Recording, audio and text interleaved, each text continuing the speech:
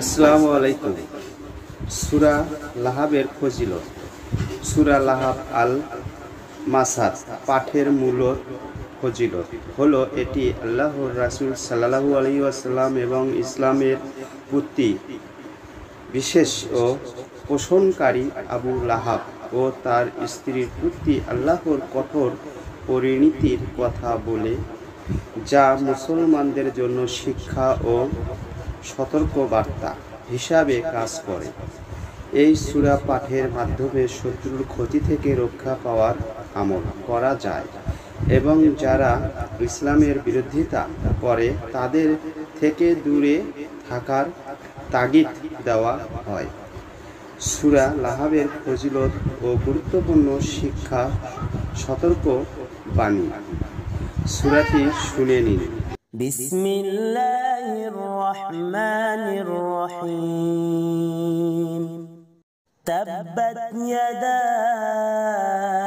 আবি লাহাবি ওয়া তাব মা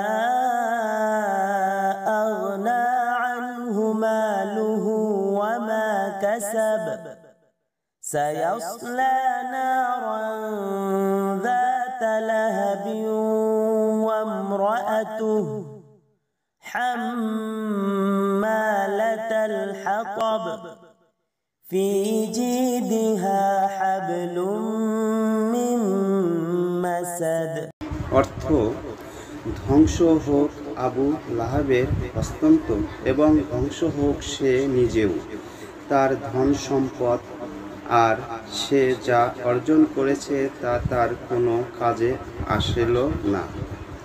অচিরেই সে শিখা বিশিষ্ট জাহান্নামের আগুনের প্রবেশ করবে, আর তার স্ত্রীও সে কাঠ বহনকারিণী যে কাঠার সাহায্য নবীকে কষ্ট দিত এবং একজনের কথা অন্যজনকে বলে পারস্পরিক বিপদের আগুন জ্বালাতো।